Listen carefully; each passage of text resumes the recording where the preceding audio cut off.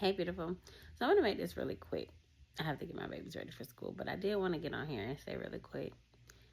To the woman becoming, or anybody for that matter, we have to be so mindful of whose report we'll believe. Are you believing the report of the Lord or the report of the enemy? Are you believing the truth of God or the facts of your life? The facts of your life can be the things that you actually see. Like, it could be, let's say, your life. God promised you this life. Or let's just say in your mind, you've dreamed of this life, but you don't see it yet. But you know you have seeds in the ground. So are you going to believe the seeds that you put in the ground that are not yet harvest? Or are you going to believe the circumstances that you're currently in?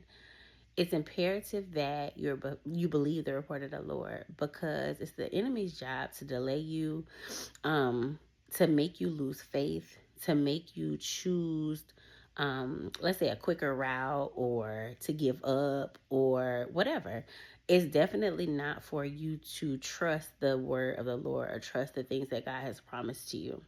So I'm just be clear. First of all, it's not our job to figure out our lives. It's our job to surrender our lives to the Lord who created our lives for the destiny that he created us for.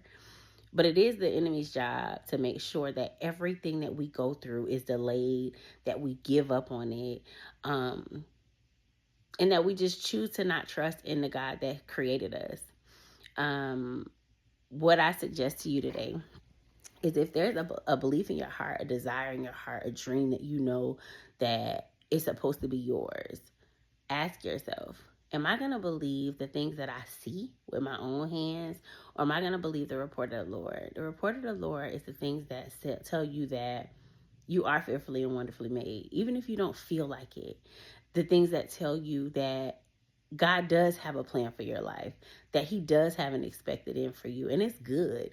It's not the trauma of today or the trauma yesterday, or the things that you carry that seem that they're outweighing you. Let's say that.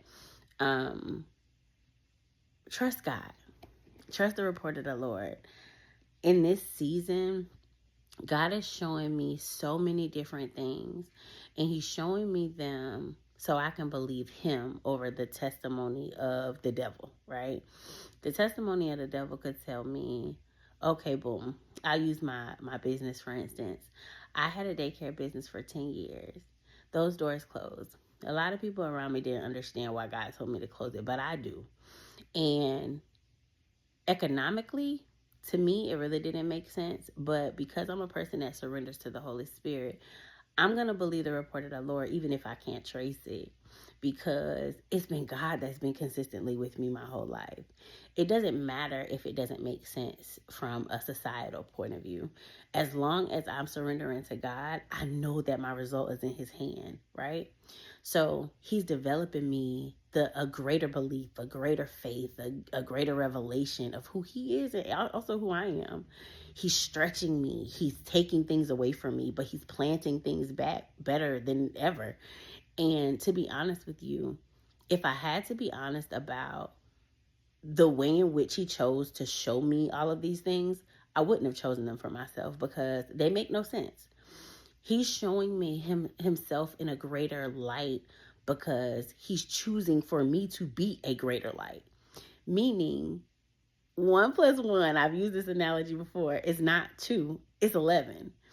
And God is getting the glory. I shouldn't even be smiling right now today.